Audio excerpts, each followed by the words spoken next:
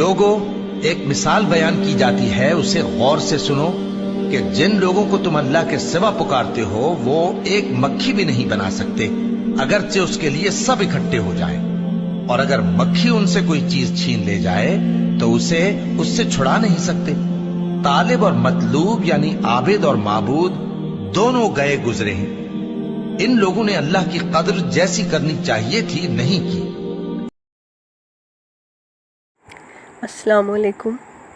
ابھی ہم نے قرآن پاک کی ایک آیت سنی جس میں اللہ تعالیٰ نے مکھی کا ذکر کیا ہے کہ اگر مکھی ان سے کوئی چیز چھین لے جائے تو وہ اسے چھڑوا بھی نہیں سکتے،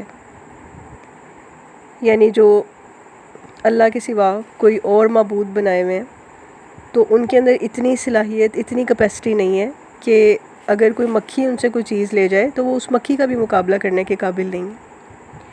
اب اس آیت میں اللہ تعالیٰ نے مکھی کا ذکر کیا ہے، تو مکھی کے اوپر اگر ہم تھوڑا سا غور کریں تو ہم دیکھیں گے کہ اس کے اندر ایسی حیران کن باتیں موجود ہیں کہ انسانی عقل دنگ رہ جاتی ہے، لیکن اللہ تعالیٰ کہتا ہے کہ قرآن پاک پہ غور کریں، بے شک اس میں عقل والوں کے لیے نشانیاں ہیں۔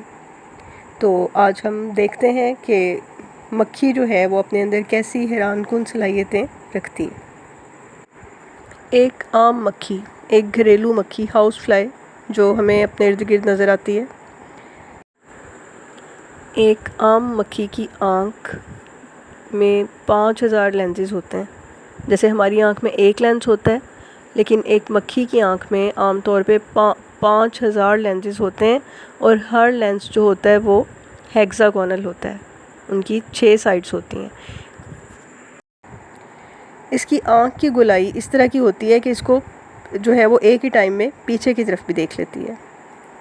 اس طرح سے اس آنکھ کے ذریعے یہ اپنے جو اس کے دشمن ہوتے ہیں ان کو یہ فوری طور پہ دیکھ سکتی ہے۔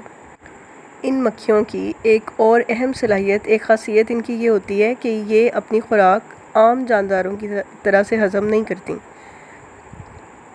مکھیوں کی ایک اور خاصیت یہ ہے کہ وہ خوراک ایک مختلف طریقے سے ہضم کرتی ہیں۔ بہت سے دوسرے جانداروں کے برعکس مکھیاں خوراک کو اپنے منہ کے اندر ہضم نہیں کرتیں بلکہ اپنے جسموں کے باہر کرتی ہیں۔